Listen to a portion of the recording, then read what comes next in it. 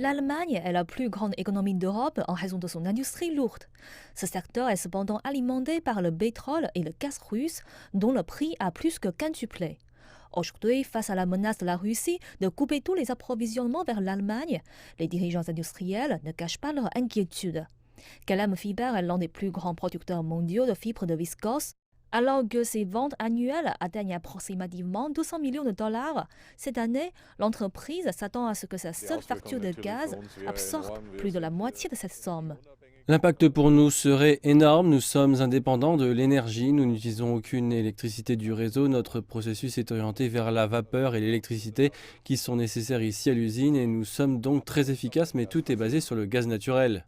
L'année dernière, le gaz russe représentait 55% des importations de l'Allemagne, alors qu'un tiers du volume du gaz global consommé en Europe provient de Russie, ce qui en fait une monnaie d'échange puissante pour le président Vladimir Poutine en représailles aux sanctions occidentales.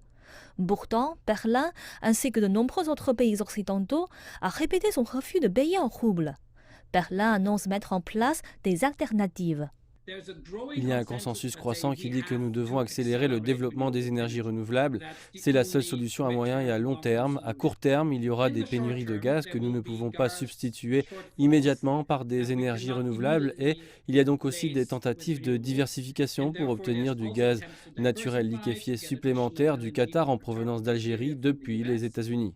Pourtant, ce n'est qu'en milieu de 2024 que l'Allemagne pourrait obtenir une indépendance totale vis-à-vis des approvisionnements russes, selon le ministre de l'économie et du climat Robert Habeck. Ainsi, l'Allemagne a activé la première étape de son plan d'approvisionnement d'urgence en gaz, créant un groupe de travail pour surveiller et se préparer à l'éventualité d'une grave pénurie de gaz, alors que les consommateurs ont été invités à réduire leur consommation. L'industrie lourde allemande subirait le coup le plus sévère en cas d'arrêt de l'approvisionnement en gaz russe dans le pays.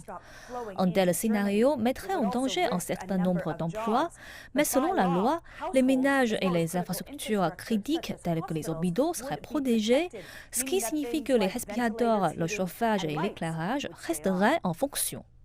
Selon les analystes, en cas de coupure, les 50% d'énergie restante provenant d'autres sources et les 25% qu'elle a en réserve seraient dirigés vers ses clients prioritaires.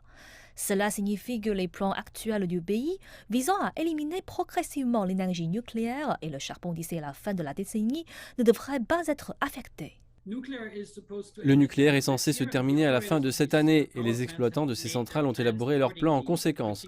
Pour continuer à faire fonctionner les centrales nucléaires, il faudrait des investissements très importants. Pour le charbon, c'est en quelque sorte un délai d'1 à 2 ans pour lequel nous sommes vraiment confrontés à une crise potentielle. Cela pourrait signifier que les centrales électriques individuelles au charbon seront davantage utilisées au cours de ces 2 années, mais cela ne veut pas dire que le calendrier pour 2030 est modifié. Alors qu'en Allemagne, ces déclarations en rassurent beaucoup. D'autres, nombreux également, restent très inquiets. Sans gaz, on devra fermer, c'est évident.